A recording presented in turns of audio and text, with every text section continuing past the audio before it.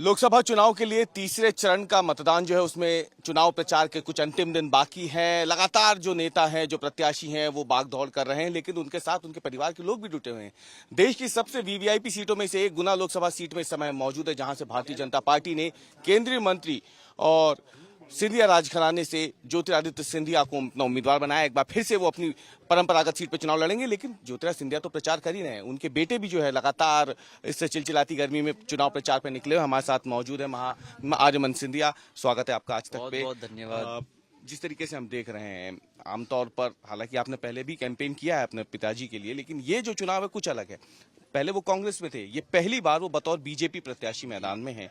तो उस राज्य में जहां पे प्रचंड जीत हुई है, सरकार भी उस वक्त बनी थी जब वो छोड़ करके कांग्रेस बीजेपी में आए थे। अभी जब आप निकल रहे हैं तो फोकस आपका इस बार किन मुद्दों पे? क्योंकि तब तो आपका फोकस होता था हमलावर तरीके से, लेकिन इस बार परिस्थितियां बदल चुकी हैं। देखिए, सबसे पहला मुद्दा है हमारे जनता के बीच में आना, उनका जो संबंध है वो और मजबूत करना, उनको समझना, उनका परिचय लेना और जनसंपर्क करना। जो ऐतिहासिक रूप में जनसंपर्क का अर्थ होता था कि आप मंच से कम बोलो लेकिन जनता के बीच में ज़्यादा आओ, हम वही करना चाहते हैं। और आज भी हम जो है जनता के बीच में आए, एक एक व्यक्ति को मिले हैं और हमने भाषण जो है कम दिया है। ये है हमारा जो स्टाइल है, ये स्टाइल है। एक बड़ी बात है, जब 2020 में आपके पिता ने कांग्रेस छोड़ी थी, बहुत हमले उन पे हुए थे, गद्दार तक कहा था। उस वक्त आपका एक बयान, एक पोस्ट थी सोशल मीडिया पे जो बहुत वायरल हुई थी, जिसमें आपने समर्थन किया तो कहा था कि मुझे अपने पिता के फैसले पे गर्व है। बस इतना हम जानना चाहते हैं, वो कितना कठिन समय था आपके लिए, आपके पिता के लिए, आपके परिवार के लिए? देखिए, ऑब्वियसली हम काफ़ी साल के लिए पार्टी में काम कर रहे थे मेरे पिता, तो उनके लिए कठिन निर्णय था। लेकिन वो निर्णय क्यों लेना पड़ा? वो निर्णय लेना पड़ा हमारे जनता के लिए। जो उनकी मांगे थी वो पूरी करनी थी हमें, और उन्हें सीधा कह दिया था कि आप सड़क पे आ जाइए। तो हमने फिर उसका जवाब दिया, मेरे पिता ने उसका जवाब दिया, और मुझे उनके फैसले पे गर्व है। क्योंकि अब जब हम भाजपा में आए हैं और जिस तरीके के साथ इस पार्टी के कार्यकर्ताओं, जनता, सब ने हाथ खोल के हमको पार्टी के अंदर, इस परिवार के अंदर लेके आए हैं, हमें बहुत गर्व है और हम बहुत खुश हैं। और हम बहुत धन्यवाद कहना चाहेंगे पूरी भाजपा की, जो कार्यकर्ता हैं, जो संगठन हैं और जो हमारी प्यारी जनता है। अब जैसे आपने कहा भाजपा में अब आए हैं, स्वागत आपका भाजपा में हुआ, आप लोगों को स्वीकार किया गया। जब हम बात करते हैं, आपके पिता केंद्रीय मंत्री हैं, अब प्रधानमंत्री नरेंद्र मोदी की कैबिनेट में वो हैं, तो आपकी कभी बात होती है? क्या फीडबैक देते हैं प्रधानमंत्री के कामकाज का? आप खुद भी आप मिले थे जब बीजेपी में आए थे ज्योतिरादित्य सिंधिया, उसके बाद आप भी मिले थे प्रधानमंत्री मोदी से।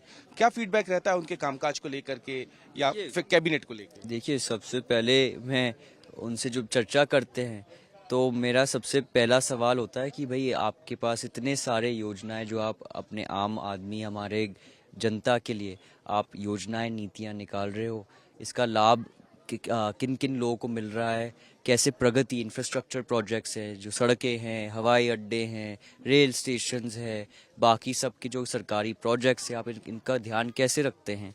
क्योंकि इतने सारे चीज़ें जो हो रही हैं इस सरकार के हाथों द्वारा और हमारे प्रधानमंत्री द्वारा। तो उनने हंस के जवाब दिया कि हमारे जो प्रधानमंत्री है वो असलियत में एक प्रिंसिपल की तरह काम करते हैं, जो हर मंत्री से अपने मंत्रिमंडल में रिपोर्ट कार्ड मांगते हैं, और अगर एक भी चीज़ डिले हुआ है तो उनको जवाब देना पड़ता है। हर मीटिंग में डैशबोर्ड होता है जहाँ प्रोग्रेस रिपोर्ट दिखाया जाता है, और हर प्रश्न का जवाब एक मंत्री को देना पड़ता है। और अगर डिले हुआ है तो प्रधानमंत्री जी खुद अपना डंडा चला के वो प्रोजेक्ट को तीव्र गति से आगे लेके जाते हैं। तो ऐसे होता है काम। तो मुझे भी बहुत अच्छा लगा जब मुझे पता चला कि हमारे प्रधानमंत्री ऐसे काम करते हैं। महानंदन जी, आप एक बेटे भी हैं, मतलब ज्योतिरादित्य सिंधिया भले ही केंद्रीय मंत्री हैं, वो एक बड़े ताकतवर घराने से भी आते हैं, लेकिन एक बेटे के तौर पे कितना समय मिल पाता है अपने पिता का, या फिर एक परिवार के तौर पे आप लोग कितना समय दे पाते होंगे? क्योंकि अभी तो पूरा परिवार चुनाव प्रचार। नहीं, देखिए, चाहे प्रचार हो चाहे प्रचार नहीं हो, मेरे पिता का लक्ष्य और मेरे पिता का जो दिल है वो अपनी जनता के बीच में है। तो हाँ, उसके वजह से हम कम समय बिता पाते हैं एक दूसरे के बीच में, पर मैं समझता हूँ कि उन्होंने वो एक जनसेवक है और उन्होंने एक वादा किया है अपने जनता को। तो आज भी जब मेरी दादी माँ हॉस्पिटल में है, आज भी हम सब जनता के बीच में हैं। हम ये उसका एक उदाहरण भी है कि हमारी जो जनता है हम वो सबसे प्यारी है और हम उनके लिए कुछ भी हो जाए हम उनका लड़ाई लड़ते रहेंगे। बस अब 2 सवाल मेरे आपसे रहेंगे माननीय। पहला ये कि ज्योतिरादित्य सिंधिया यहाँ से लगातार सांसद थे पिछली बार, लेकिन वो जब चुनाव हुआ तो उसमें वो हार गए थे। इस बार आपका फिर से वो मैदान में है, तो इस बार आपको क्या लग रहा है कि इस बार जनता जब उन्हें वोट देगी तो क्या मुद्दा रहेगा? क्या आप जब घूमे तो आपको लगा कि जनता के मन में किस बात को लेकर के कोई ग्लानि थी पिछली बार जो फैसला यहाँ पे हुआ? और क्यों आपकी युवा भी हैं, तो यहाँ के युवाओं की एक बड़ी समस्या है बेरोजगारी और उद्योग धंधे यहाँ नहीं है, तो वो पलायन कर जाते हैं दूसरे शहरों में। तो इनको लेकर के एक युवा होने के नाते आपको क्या लगता है यहाँ क्या? युवा होने के नाते जैसे हमारे प्रधानमंत्री जी ने हमें डायरेक्शन दिया है कि हर ग्रामीण क्षेत्र में हमें शिक्षा को मजबूत करना है और उसके साथ साथ इंडस्ट्रियल कॉरिडोर्स बनाने हैं, फैक्ट्रीज लेके आने हैं ताकि रोजगार बढ़े। तो हम वही अब अगले 5 साल हमारा लक्ष्य होगा कि हम बेसिक इंफ्रास्ट्रक्चर के साथ साथ इंडस्ट्रियल कॉरिडोर्स और शिक्षा मजबूत करें और उसके नीचे जो है कनेक्टिविटी जो है वो भी मजबूत करना होगा, क्योंकि खाली इंडस्ट्रियल कॉरिडोर खोल के आपका अगर कनेक्टिविटी स्ट्रांग नहीं होगा तो वो कभी सफल नहीं होगा। इसलिए उससे पहले ही मेरे पिता ने 2 हवाई अड्डे की घोषणा की है, एक गुना में एक शिवपुरी में, तो उसका काम ऑलरेडी शुरू हुआ है। जो रोड का काम है हम रोड्स को और मजबूत करना चाहते हैं अगले 5 साल में। तो ये सब जो है एक फाउंडेशन होगा, उसके साथ साथ इंडस्ट्रियल कॉरिडोर और शिक्षा को भी मजबूत किया जाएगा ताकि रोजगार और भी बढ़े इन क्षेत्रों में। एक आखिरी सवाल बस, जिस तरीके से आप जनता के बीच में जा रहे हैं, फिलहाल तो आप अपने पिता के लिए प्रचार कर रहे हैं, लेकिन क्या जनता महान आनंद सिंधिया को आने वाले दौर में, आने वाले समय में एक नेता के तौर पे, अपने जनप्रतिनिधि के तौर पे भी देखेगी क्या? या क्या आप अपने आप को देख रहे हैं भविष्य के नेता के तौर? अभी तो मैं अपने पिता का सहायता कर रहा हूँ। मेरा एक बेटे का फर्ज होता है, कर्तव्य होता है, जब अपने पिता मदद मांगते हैं तो उनका हाथ पकड़ के मदद करना, तो अभी मैं अपना कर्तव्य निभा रहा हूँ। लेकिन आगे जाके भी मेरे दादाजी ने हमेशा कहा है कि जनसेवा हमारे डीएनए में है।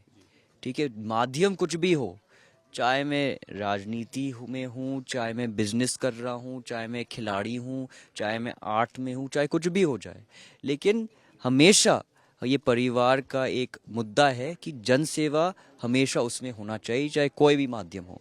तब मैं ये नहीं बता सकता कि आप अगर मैं राजनीति में आऊँगा कि नहीं, लेकिन मैं ये ज़रूर बता सकता हूँ कि चाहे कुछ भी मैं करूँ, मैं जनसेवा जरूर करूँगा। बहुत बहुत बात करने के लिए और आपको भविष्य के लिए बहुत शुभकामनाएं। तो ये महान आनंद सिंधिया थे, ज्योतिरादित्य सिंधिया के बेटे हैं, जो लगातार चुनाव प्रचार में डटे हुए हैं अपने पिता के लिए। और ये जो तीसरे चरण का मतदान होना है, उसमें जो अंतिम समय बाकी है चुनाव प्रचार के, उसमें उम्मीदवारों के साथ अब उनका परिवार भी पूरी तरीके से चुनावी मैदान में उतर चुका है। कैमरामैन प्रतीक के साथ अवीश पाल सिंह, गुना, आज तक।